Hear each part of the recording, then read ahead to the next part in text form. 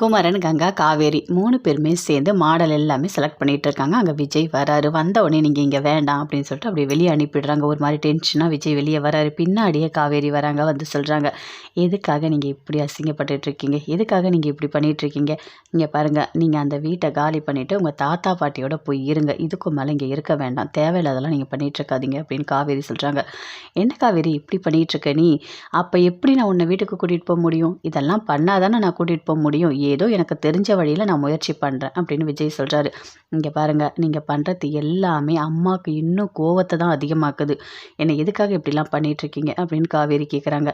இங்கே பாரு, உங்கள் அம்மா கிட்ட எப்படி நடந்துக்கணும்னு எனக்கு தெரியாது. உங்கள் அம்மா மனசை எப்படி மாற்றணும்னு எனக்கு தெரியாது. எனக்கு என்ன வழி தெரியுமோ அதில் நான் ட்ரை பண்ணிகிட்ருக்கேன் அப்படின்னு சொல்கிறாரு. சரி, உங்கள் அம்மா மனசை மாற்ற என்ன பண்ணலான்னு நீயே ஒரு வழி சொல்லு அப்படின்னு விஜய் கேட்குறாரு.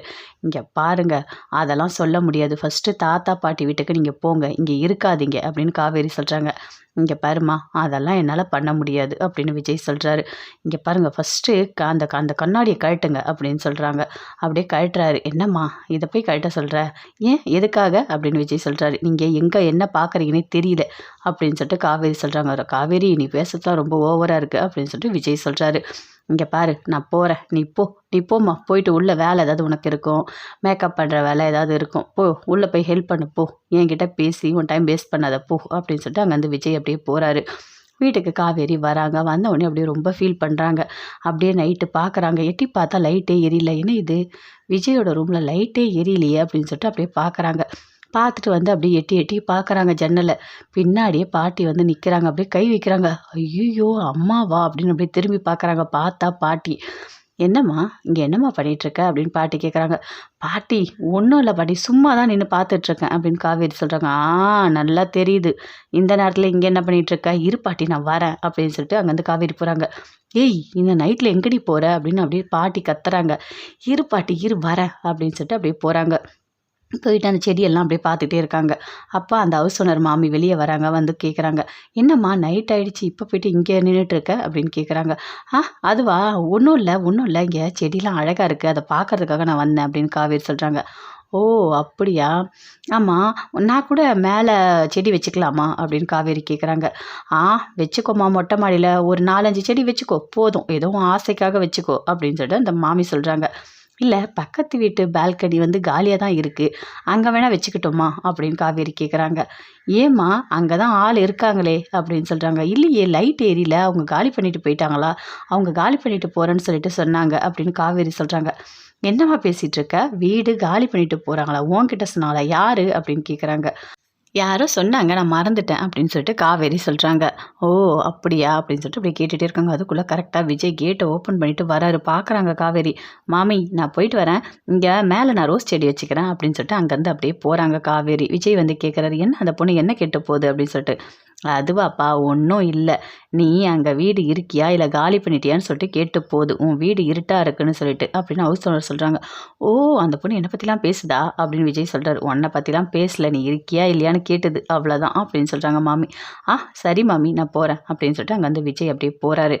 காலைல வாக்கிங் போகிறாரு. நல்லா ரோட்டில் அப்படியே வாக்கிங் போயிட்டே இருக்காரு. பாட்டியை பார்க்குறாரு. பாட்டியை பார்த்தோன்னே அப்படியே ரிவர்ஸ்லேயே வராரு. வந்துட்டு பாட்டி கூட பேசிகிட்டே வராரு. என்ன பாட்டி, வாக்கிங்கா, எப்படி இருக்கீங்க, நல்லா இருக்கீங்களா அப்படின்னு சொல்லிட்டு விஜய் கேட்குறாரு. இங்கே பாரு, நீ என்கிட்ட பேசாத சரியா அப்படின்னு சொல்லிட்டு அப்படி வாக்கிங் வந்துட்டே இருக்காங்க. என்ன பாட்டி இவ்வளோ ஸ்லோவாக நடக்கிறீங்க? இவ்வளோ ஸ்லோவாலாம் நடந்தால் உங்களோட சுகர்லாம் குறையாது.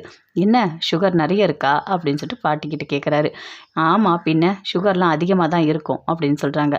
அப்போனா நல்லா கை வீசிக்கிட்டு நல்லா வேர்க்கிற மாதிரி நடக்கணும் பாட்டி, அப்படி நடந்தால் மட்டும்தான் சுகரோட லெவல் குறையும் அப்படின்னு விஜய் சொல்கிறாரு. இங்கே பாரு, நீ அதெல்லாம் என்கிட்ட பேசாத, நீ என்கிட்ட பேசாத சரியா, நீ சண்டைக்காரன், நீ சரியில்லை, நீ என்கிட்ட பேசாத அப்படின்னு சொல்லிட்டு பாட்டி சொல்கிறாங்க. என்ன பாட்டி இப்படி பேசுகிறீங்க? நீங்கள் எதுக்காக இப்படி பயப்படுறீங்க? என் மருமகளுக்கு தெரிஞ்சா அவ்வளோதான் அப்படின்னு பாட்டி சொல்கிறாங்க. ஓ, நீங்களும் காவேரியோட அம்மாவுக்கு தான் பயப்படுறீங்களா? சரி, அவங்க அம்மாவுக்கு தெரியாமல் நாம் 2 பேரும் சேர்ந்து ஒரு கூட்டணி வச்சுக்கலாமா அப்படின்னு விஜய் கேட்குறாரு. உன் கூட வா, நான்லாம் அவன் கூட கூட்டணியில் வச்சுக்கவே மாட்டேன், நீ தேவையே இல்லை அப்படின்னு சொல்லிட்டு பாட்டி சொல்கிறாங்க. அப்படியே நடந்துக்கிட்டே இருக்காங்க. பாட்டி நல்லா நடங்க பாட்டி, நல்லா நல்லா கையை ஆட்டி நடங்க. எப்படி தெரியுமா, இந்த மாதிரி கையை பண்ணுங்க, அப்படியே கையை மேலே வச்சு அப்படி சுற்றிட்டே வாங்க அப்படின்னு சொல்லிட்டு விஜய் சொல்கிறாரு. அதே மாதிரியே பாட்டி பண்ணுறாங்க. பண்ணிவிட்டு என்னெல்லாம் இப்படிலாம் பண்ண முடியாது, நீ என்ன என் கூட பேசிக்கிட்டே தான் வந்த, அதுக்குள்ளே நீ சொல்கிறத என்னை கேட்க வச்சுட்ட அப்படின்னு சொல்லிட்டு பாட்டி அப்படி நடந்து வந்துகிட்டே இருக்காங்க. 2 பேருமே சேர்ந்து பேசிக்கிட்டே வராங்க. அப்போ கரெக்டாக அங்கேருந்து குமரன் வராரு. பைக்கில் பார்த்தோன்னே ஐயோ இவன் பார்த்துட்டானா வீட்டில் போய் சாரதா கிட்ட ஏதாவது சொல்லிடுவானோ அப்படின்னு சொல்லிட்டு பாட்டி அப்படியே பயப்படுறாங்க.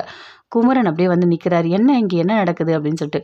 அதுவாப்பா ஒன்றும் இல்லை அப்படின்னு சொல்லிட்டு பாட்டி சொல்கிறாங்க.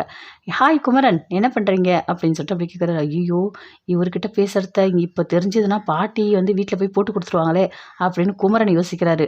குமரன் என்கிட்ட முன்னாடி நல்லா அப்படின்னு சொல்ல வராரு விஜய். இங்கே பாருங்க பாட்டி, வாங்க நானே வீட்டுக்கு கூட்டிகிட்டு போகிறேன், வந்து ஏறுங்க அப்படின்னு சொல்லிட்டு கூப்பிடுறாரு. விஜய் அப்படியே ஏற்றி விடுறாரு. நான் போகிறேன், போயிட்டு வரேன் அப்படின்னு சொல்லிட்டு அங்கேருந்து அப்படியே போகிறாரு. ஐயோ நல்ல வேலை விஜய் கூட பேசுகிறத தெரியாமல் போயிடுச்சு, இல்லைன்னா பாட்டி வீட்டில் போய் சொல்லிட்டு இருப்பாங்கன்னு சொல்லிட்டு குமரன் யோசிக்கிறாரு. அதே மாதிரி பாட்டியும் யோசிக்கிறாங்க. நல்ல வேலை தெரியாமல் போச்சு, இல்லைன்னா இவன் போய் சாரதா கிட்ட போட்டு கொடுத்துருவான் அப்படின்னு சொல்லிட்டு 2 பேருமே சேர்ந்து வீட்டுக்கு போகிறாங்க. வீட்டுக்கு போனோடனே அங்கே கங்கா சமையல் பண்ணிகிட்டு இருக்காங்க. அங்கேருந்து குமரன் வராரு. வந்து அப்படியே பார்க்குறாரு. என்ன கங்கா என்ன பண்ணிகிட்டு இருக்க? என்னங்க சமையல் தான் பண்ணிகிட்டு இருக்கேன் அப்படின்னு கங்கா சொல்கிறாங்க. இங்கே பாரு, உங்ககிட்ட நான் என்ன சொன்னேன், இன்றைக்கி நான் தான் சமைக்க போகிறேன்னு சொன்னேன், நீ எதுக்காக சமைச்சிட்ருக்க அப்படின்னு சொல்லிட்டு குமரன் கேட்குறாரு. என்னங்க நான் தான் சமைப்பேன், என்ன பண்ணுறீங்க நீங்கள் அப்படின்னு சொல்லிட்டு கங்கா கேட்குறாங்க. இங்கே பாரு கங்கா, இன்றைக்கி நீ சமையல் பண்ணக்கூடாது, நான் தான் பண்ண போகிறேன், நீ அமைதியாக நின்று பார்க்கணும் அப்படின்னு சொல்கிறாரு. எண்ணெய் ஊற்றுறாரு. என்னங்க கொஞ்சமாக ஊற்றுங்க அப்படின்னு கங்கா சொல்கிறாங்க. கடுகு போடுறாரு. அப்படியே வெடிக்குது. ஐயோ என்னங்க கொஞ்சம் சிம்மில் வைங்க அப்படின்னு சொல்கிறாங்க. அதே மாதிரி என்ன கங்கா எப்படி ஏதாவது ஒன்று சொல்லிகிட்டே இருக்க, கடுகை விட நீ தான் அதிகமாக வெடிக்கிற. சரி என்னங்க வெங்காயத்தை கொஞ்சம் கொஞ்சமாக போடுங்க அப்படின்னு சொல்லிட்டு கங்கா சொல்கிறாங்க. அதே மாதிரி போட்டு அப்படியே வதக்கிட்டே இருக்காரு. அப்படியே ரொமான்ஸ் பண்ணிகிட்டே இருக்காரு. அப்படியே பார்க்குறாரு கங்காவே. என்னங்க சமையல் பண்ண என்னையே பார்த்துட்ருக்கீங்க அப்படின்னு குமரன் சொல்கிறாரு. இல்லை உன்னையே பார்த்துட்ருக்கணும் போல இருக்கு எனக்கு அப்படின்னு குமரன் சொல்லிட்டுருக்காரு. அப்போ அப்படியே வராங்க காவேரி. பார்த்துட்டு அப்படியே நிற்கிறாங்க. நின்றுட்டு அப்படியே யோசிக்கிறாங்க. விஜயோட சேர்ந்து அவங்க சமைக்கிற மாதிரி அப்படியே கற்பனை பண்ணி பார்க்குறாங்க. விஜய் வந்துட்டு அப்படியே வராரு. காவேரி சமைச்சிட்ருக்காங்க. என்னம்மா என்ன சமைச்சிட்ருக்க நீ? ஏதோ சமைச்சிட்ருக்கேன், என்னங்க உங்களுக்கு அப்படின்னு சொல்லிட்டு காவேரி சொல்கிறாங்க. நல்ல வேலைம்மா நீ சமைச்சிட்ருக்கன்னு சொன்னேன், ஏதாவது பெருக்கிட்டு இருக்க, இப்போ ஏதாவது மாற்றி சொல்லாமல் போனீங்க அப்படின்னு சொல்லிட்டு விஜய் சொல்கிறாரு. ஆமாம் நல்லா தான் நீ சமைக்கிற, நானும் ஹெல்ப் பண்ணட்டுமா அப்படின்னு விஜய் கேட்குறாரு. எனக்கு அதெல்லாம் ஒன்றும் வேண்டாம் அப்படின்னு காவேரி சொல்கிறாங்க. இங்கே பாரு என் பொண்டாட்டி, நீ தாண்டி எனக்கு எல்லாமே அப்படின்னு சொல்லிட்டு அப்படி மனசுக்குள்ளே நினைக்கிறாரு. ஆமாம் உங்களுக்கு நான் என்ன வேணும் அப்படின்னு காவேரி கேட்குறாங்க. நீ என் செல்ல பொண்டாட்டி அப்படின்னு சொல்லிட்டு அப்படியே கண்ணத்தை கிள்றாரு. 2 பேருமே சேர்ந்து அப்படியே ரொமான்ஸ் பண்ணிகிட்டே இருக்காங்க. அப்படியே காவேரி வெக்கப்படுறாங்க. 2 பேருமே சேர்ந்து அப்படியே சூடு வைக்கிற மாதிரி அப்படியே யோசிச்சு பார்த்துட்ருக்காங்க. அதுக்குள்ளே கங்கா சொல்கிறாங்க. இங்கே பாருங்கள், நீங்கள் ஏதாவது பண்ணீங்க நான் சூடு வச்சுருவேன் கரண்டியில் அப்படின்னு சொல்லிட்டு குமரன் கிட்ட. அப்போ தான் அப்படி யோசிச்சு பார்க்குறாங்க. ஐயோ நம்ம நினச்சி பார்த்தது என்ன கனவா அப்படின்னு சொல்லிட்டு அப்படி யோசிக்கிறாங்க. ரொம்ப ஃபீல் பண்ணுறாங்க. என்ன இது விஜயோட ஞாபகமாகவே இருக்கே, அவரை பற்றியே அதிகமாக நம்ம யோசிச்சுட்ருக்கோம் அப்படின்னு சொல்லிட்டு ரொம்ப ஒரு மாதிரி ஃபீல் பண்ணிகிட்டே போகிறாங்க. அப்படி யோசிச்சுட்டே இருக்காங்க. விஜய் பற்றியே அதிகமாக நினச்சிட்ருக்காங்க. நிறைய திட்டோமோ அவரை, பாவம் அவர் நமக்காக இங்கே வந்து இப்படி கஷ்டப்பட்டுட்ருக்காரு அப்படின்னு சொல்லிட்டு ரொம்ப ஒரு மாதிரி ஃபீல் பண்ணிகிட்ருக்காங்க. பாட்டி போகிறாங்க. போகும்போது யோசிக்கிறாங்க. என்ன காவேரி, உன் மனசு முழுக்க விஜய் தான் இருக்காருன்னு எனக்கு தெரியுது. விஜயை காணோன்னே போய் ஜன்னலெல்லாம் எட்டி எட்டி பார்த்து ஃபுல்லாக தேடிட்டுருக்கியா? என்கிட்ட போய் வேற நீ சொல்கிற கேட்டா?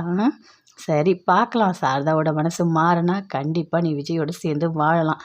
அந்த கடவுள் என்ன முடிவு பண்ணியிருக்காரோ தெரியலையே, என்ன நடக்கணும்னு இருக்கா அதுதான் நடக்கும், பார்க்கலாம் அப்படின்னு சொல்லிட்டு பாட்டி எங்கேருந்து போகிறாங்க. விஜய் ரொம்ப ஃபீல் பண்ணுறாரு. என்ன காவேரி, என்னை காணோன்னே நீ வந்துட்டு ஹவுஸ் ஓனர்கிட்டலாம் கேட்டிருக்க நான் காலி பண்ணிட்டு போயிட்டேனான்னு சொல்லிட்டு. அந்த அளவுக்கு என் மேலே பாசமாடி உனக்கு, ஒரு நிமிஷம் கூட என்னை காணோன்னா உன்னால் தாங்க முடியல. மனசு முழுக்க அவ்வளோ பாசம் வச்சுருக்க, ஆனால் மேலுக்கு நடிக்கிற. என்னை பிடிக்காத மாதிரி பேசுகிற, இங்கேருந்து காலி பண்ணிட்டு போங்கன்னு சொல்கிற, ஆனால் அப்படி துடிக்கிற. சரி சரி, அந்த பாசம்லாம் அப்படியே இருக்கட்டும். கண்டிப்பாக சீக்கிரமாக உங்கள் அம்மா மனசை மாற்றி உன்னை என் கூட கூட்டிகிட்டு போய் நான் வாழ்வேன். நீ இல்லாத ஒரு வாழ்க்கையை என்னால் வாழவே முடியாது காவேரி. நீ தான் காவேரி எனக்கு எல்லாமே. நீ எதுக்காக காவேரி என்னை வீடை காலி பண்ணிட்டு போன்னு சொல்கிற? நான் போகவே மாட்டேன், இங்கேயே தான் இருப்பேன். உன் மனசை மாற்றி உன்னை நான் வீட்டுக்கு கூட்டிகிட்டு போய் தாத்தா பாட்டி நீ நான் எல்லாருமே சேர்ந்து எப்பவும் போல் சந்தோஷமான ஒரு வாழ்க்கையை வாழணும். அதுக்காக தான் நான் காத்துட்ருக்கேன். என்னை போன்னு ஏன்டி இப்படி சொல்லிகிட்ருக்க? உன்னை பார்க்காம என்னால் இருக்க முடியாதுடி பொண்டாட்டி அப்படின்னு சொல்லிட்டு அப்படியே மைண்ட் வாய்ஸில் அப்படியே சந்தோஷமாக பேசிகிட்ருக்காரு. காவேரி அப்படின்னு நினச்சி பார்க்குறாங்க. நம்ம கனவா கண்டோம் அப்படின்னு சொல்லிட்டு. ஆனால் அவர் கூடவே இருக்கா மாதிரி பேசும்போதெல்லாம் அவ்வளோ சந்தோஷமாக இருக்குது. அப்போது நம்ம மனசு முழுக்க விஜய் தான் இருக்கார். நாம தான் அவர எப்போ பார்த்தாலும் திட்டிகிட்டே இருக்கோமோ! நல்லா இருந்ததுல்ல. அது கனவா இருந்தாலும் நல்லா இருந்தது. அவர் என் கூட சமைச்சது, பொண்டாட்டின்னு சொன்னது, ஒரு ரொமான்ஸ் பண்ணது எல்லாமே நல்லா இருந்ததுல்ல.